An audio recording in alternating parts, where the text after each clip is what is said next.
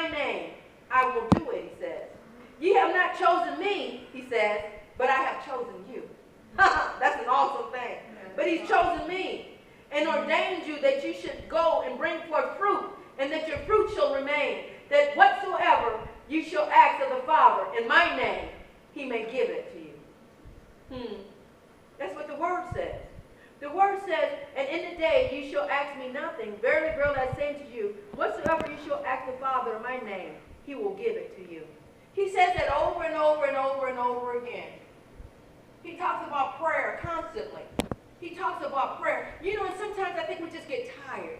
We get weary. We get worn down because there's so much happening in this world. But when you get weary, I want you to go to Genesis 32. When you get weary and tired, when you know, because things come at you, and sometimes the enemy comes in like a flood.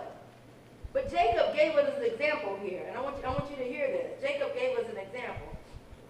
And I want you to remember that and keep this in your spirit when you're praying, when you're thinking about this child or this loved one that hasn't turned away from his evil doing, and you pray and you pray. And I said, what else do you do? Pray some more. That's what I say. Keep on praying. Because the Lord said your words will not return void. So Genesis 32 and 22. And it reads, and he rose up that night and took his 2 wives and his 2 women servants and his 11 sons and passed over the ford Jabbok. And he took them and sent them over the brook and sent over that he had. And Jacob was left alone. And sometimes don't you feel like you're alone? Nobody but you and Jesus. He says when you're weak, he's strong. And it says, and Jacob was left alone, and there wrestled a man with him until the breaking of day. And when he saw that he prevailed not against him, he touched the hollow of his thigh, and the hollow of Jacob's thigh was out of joint, as he wrestled with him. And he said, let me go, for the day breaketh. And he said, I will not let thee go, except thou bless me.